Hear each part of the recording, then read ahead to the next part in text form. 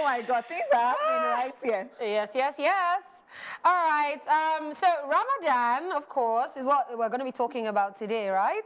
Yes, so Ramadan is known as the holy month in the Islamic calendar.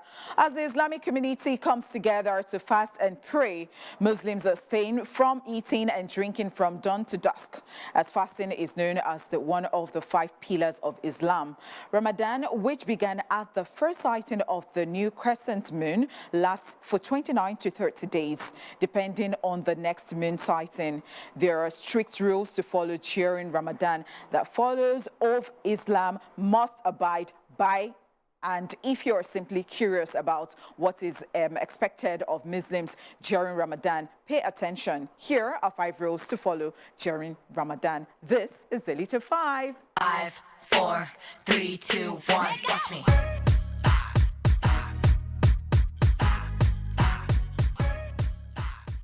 We start with this one. Do not eat or drink in public. Eating rules during Ramadan state that food or drink consumption are not permissible during sunlight hours. Water and chewing gum aren't even allowed to be consumed. This allows considerably more time to work on being empathetic towards those who are less fortunate. Yeah, that's right. I mean, this is one of like the most important things I would even say, because I mean, this is the moment to fast. It's the moment to take out time and you know, reflect, go inwards. Yes, and let your blessings and your prayers be heard. That's right. So eating outside is definitely a no-no.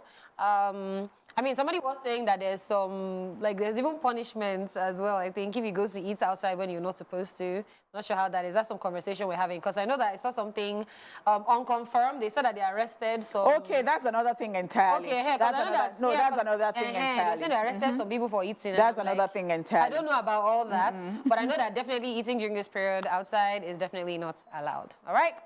So, number 2 on our list, they said, do not engage in aggressive behavior. During Ramadan, residents and tourists must maintain respectful behavior to one another. Fighting or any form of public displays of affection must be avoided, as this can be offensive for those observing the holy month. As Ramadan is the month of peace and serenity, getting into arguments or fights is terrible, and swearing is also not allowed during Ramadan, as it is considered extra offensive. That's all right. You can't be fasting and seeking God's face and you're fighting and or exhibiting bad behavior. Yes, no, it's not even. I mean, everything inside you would tell you that it's even wrong, because you know, you are very solemn. You have gone back into your self, and you just want to communicate with God, and it's such a spiritual time, a holy time, and then you do that. You know that you have gone off.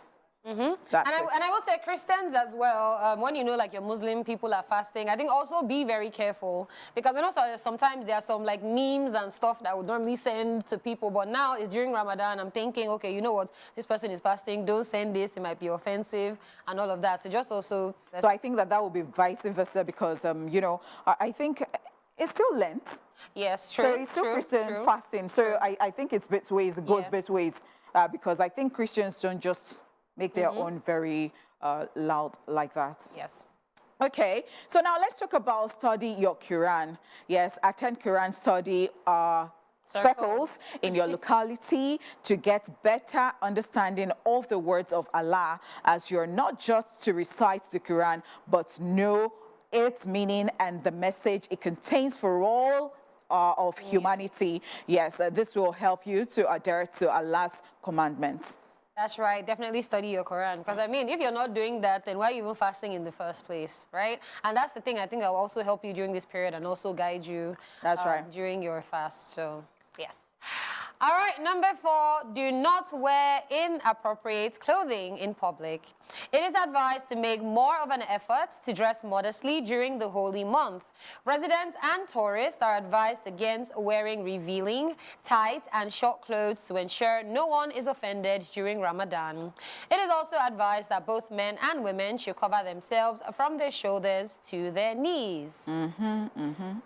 It's true, so that you don't cause... All right, so I got a message that this is for Dala. That's what?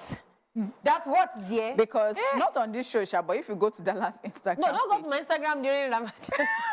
If you go to, so she's already telling you that during Ramadan, Don't please go to my don't go page. to. And I think that people should know. I think perhaps for some people, maybe personally, Yeah. part of the abstinence is that they would just ignore social media for the rest of that period, because yeah. it can cause you to sin things that you don't even want to see. Especially Tunde Edna that will be doing God Bless Africa, Bless Africa. and he'll be putting different things No, there. but you know, it's God Bless Africa. Sometimes he used to put slide. So if you went to go and Hey, slide the to type see of God questions bless- that Tunde has even been asking As in these recently. days. Please, Yeah. please don't go there. Don't let everybody spoil your fast. Thank you so Thank much. you. Mhm. Thank me later too. Now let's talk about the fifth one. Do not refuse a gift or an invitation to join someone at iftar. If you're invited to join someone for iftar or offered a gift, it is best advised to accept it. Iftar during Ramadan is an auspicious time for those fasting, and a request to share a date is eaten with a glass of water sipped at the end of fasting, which is a sign of how valuable a relationship is. While there is no fine imposed on this, it could be offensive to the inviter. Yes, I mean, turning down gifts on a normal day can actually feel really offensive. And this is especially not the time to. One thing I will say that I love about Muslims is the way they are ready to share with every That's other right, person. yeah. Because I remember that the other day, I went to buy fuel, and then the driver needed to break his fast, and he was one of the fuel attendants that actually got him fruits. Yeah. Oh my God. So it was actually so beautiful to see. I'll tell you one story. When I was way younger, you see, we had a maid who was a Muslim, and in our area there was this imam or alaji who used to every evening after fast. I mean, the economy and everything was so nice. It was still good. I mean, so everybody would go there, gather in the evening, and that is where everybody would pray, and then they will now break. So they didn't have to wait for Ileya for you to. So it was something that brought everybody together. And guess what? She used to take me along. I used to be very, very happy. I love it. I mean, I just love the unity that Muslims have. Yeah. And we definitely love to see that. Yeah. All right, guys, it is a wrap on today's Daily Top 5. We will be back. Thank you so much, guys, for staying here with us. And you know, it's Friday and we are winding down. And as we do that, you know that we love good gist here. We definitely love good gist, especially since Lagos has happened to our guest for today. He has apologized, and he's, you know, he'll try to be on the show next time. That's as well. right, So that's right, that's right. One and no vex for him. Okay, so Dala, Bernard Boy, My boo that you want to be dragging with me. What happened to him? my boo too. Oh yeah, I saw him in a private jet. Okay, so Chilling in a Bernard Boy private wanted us jet. to know something, and I'm going to get to the private jet just in a bit.